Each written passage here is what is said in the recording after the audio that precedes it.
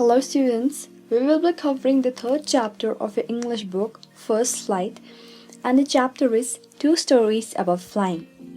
Let's answer the questions of the first story, that is His First Flight by Liam O'Flaherty. Question number 1. Why was a young seagull afraid to fly? Do you think all young birds are afraid to make their first flight, or are some birds more timid than others? Do you think a human baby also finds it as a challenge to take its first steps? Answer is, the young seagull was afraid of the great expanse of sea stretched down beneath, and it was a long way down. He felt that his wings wouldn't support him and failed to muster up courage. Yes, all young birds are afraid to make their first flight, as it gets challenging and fearful for the first time. It's a similar thing with human baby also, as they find it a challenge to walk, so they first crawl and tries to stand up with support. Question number 2. The sight of the foot maddened him. What does this suggest? What compelled the young seagull to finally fly? Answer is, this suggests that the young seagull was starving and the sight of the foot intensified his hunger. When it saw its mother tearing the fish pieces, it cried and begged for some food. When the mother came toward it with food, he was overjoyed, but the mother stopped midway. This made the young seagull restless, as he was dying of hunger, so he dashed at the food in its mother's beak, and that time his hunger for food overpowered his fear of the great expanse of the sea beneath. Question number 3. They were beckoning to him, calling shrilly. Why did the seagull's father and mother threaten him and cajole him to fly? Answer is, the seagull's parents threatened and cajoled him to fly as they tried every possible method to make him fly, but it didn't work. Even his brothers and sister accomplishment in flying didn't help him to make any efforts. Question number 4. Have you ever had a similar experience where your parents encouraged you to do something that you were too scared to try? Discuss this in pairs or groups. Answer: yes, I had a similar experience, and it's a very common in everyone's life when riding a bicycle for the very first time. Falling down from the bicycle convinced me that it's not my cup of tea. I knew that no amount of provoking and cajoling would work to make me succeed, but the encouragement and the motivation that my parents gave me to try even after hundreds of falls made me to believe in myself, and surprisingly, I learned to ride it. Question number 5. In the case of a bird flying, it seems a natural act and a foregone conclusion that it should succeed. In the examples you have given in the answer to the previous question, was your success guaranteed, or was it important for you to try regardless of the possibility of a failure? Answer is, success is never guaranteed in life unless and until we aren't trying anything. Even in my previous experience, if I kept thinking that I won't learn to ride without even trying, then I wouldn't have succeeded. It was the multiple failures and the constant encouragement that made it a success. Now we have completed the first story. The next story we have is Black Aeroplane by Frederick Forst. So let's discuss its questions. First question is, I'll take the risk. What is the risk? Why does the narrator take it? Answer is, there were huge storm clouds across the sea and it was difficult to fly. The narrator took the risk because he wanted to have breakfast with his family and spend the day with them. Question number 2. Describe the narrator's experience as he flew the aeroplane into the storm. Answer is, as the narrator flew the aeroplane through the clouds, everything turned black and nothing was visible. The aeroplane jumped and twisted in the air. The compass, the radio, and all other instruments were all dead. Question number 3. Why does the narrator say, I landed and was not sorry to walk away from the old Dakota? Answer: The narrator was happy to make it through the storm and landed safely, therefore, he wasn't sorry to walk away from the old Dakota. Question number 4. What made the woman in the control center look at the narrator strangely? Answer. The woman in the control center gave a strange look at the narrator when he inquired about the black aeroplane which guided him through the black storm, when she told that she saw no one on the radar except his aeroplane. Question number 5. Who do you think helped the narrator to reach safely? Discuss this among yourselves and give reasons for your answer. Answer is, as the woman in the control center told the narrator that there were no other planes up there, so it's hard to figure out who helped him. As far as I can give it a thought, I think it was his determination to pass those storm clouds and that helped him to overcome his fear. The black aeroplane is also symbolic of being no one over the other side, and his own fears overcame the storm and made through it. Thinking about the language, first study the sentences given below. A. They look like black mountains. B. Inside the clouds, everything was suddenly black.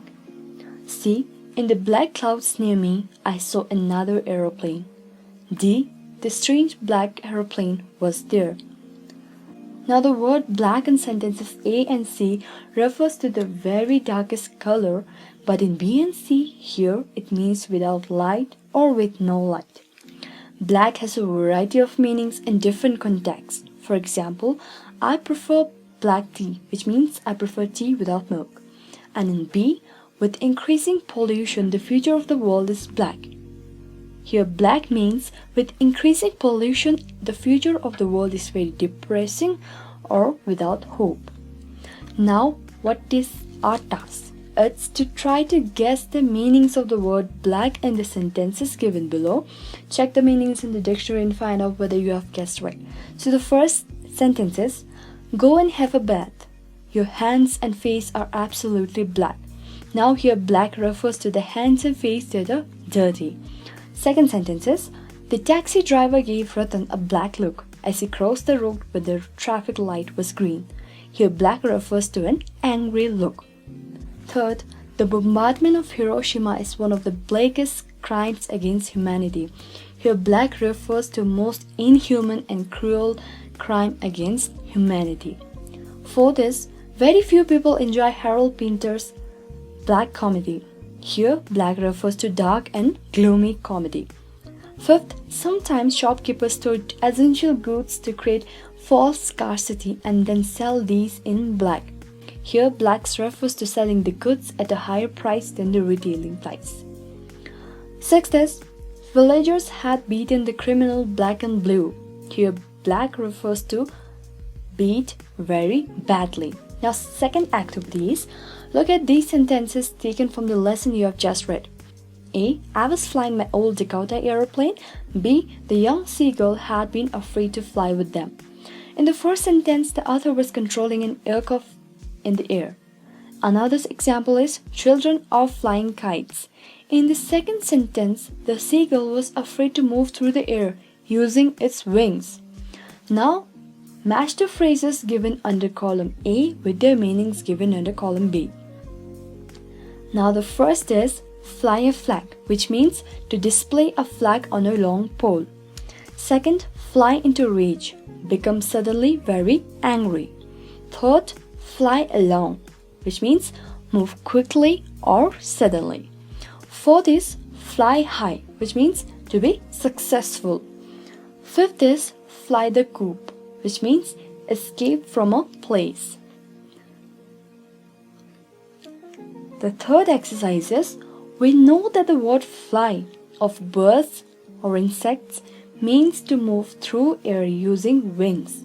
Take the words which have the same or nearly the same meaning. Now below we have given a group of words and we have to choose those words which have a similar meaning to the word fly. Now the correct words are swoop, flit, float, dart, soar, hover, sail, skim, glide, flutter. Okay, now we have done with this section of the chapter. In the next section, we have a poem by John Berryman, the Ball Poem. Let's discuss the questions. Question number 1. Why does the poet say, "I would not intrude on him"? Why doesn't he offer him money to buy another ball? Answer is, the poet doesn't intrude the boy because he didn't want it to interfere in his process of learning. He wants him to understand the meaning of losing something. He doesn't even offer him money to buy a new ball because he wants him to grow to take responsibility of things in life. Question number 2. Staring down all his young days into the harbor where his ball went. Do you think the boy has had the ball for a long time? Is it linked to the memories of days when he played with it? Answer is yes. The boy had the ball for a long time and he used to play with it since he was a small kid. Anything we have since a long time has our memories attached to it. Similarly, the boy also had his memories linked with the ball. When his ball fell into the water and made him realize that gone things doesn't come back. Question number 3. What does "in the world of possessions" mean? Answer is, by "in the world of possessions," the poet means that this world is full of people who are possessed over materialistic things. People are running after things to make them as their entity. The poet wants the boy to understand the importance of taking responsibility of things in life. Question number 4. Do you think the boy has lost anything earlier? Pick out the words that suggest the answer. Answer is, this is the first time that the boy has lost something in life. The line that suggests this is, he senses his first responsibility in a world of possessions. And the last question is, what does the poet say the boy is learning from the loss of the ball? Try to explain this in your own words. Answer is, the poet suggests that the boy is learning from the loss of the ball.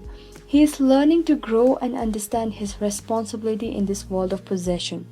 He is learning to not to get attached with gone things and memories and to move on in life without the grief and regrets of the past things. That's all. I hope it helped with your learning. Thank you.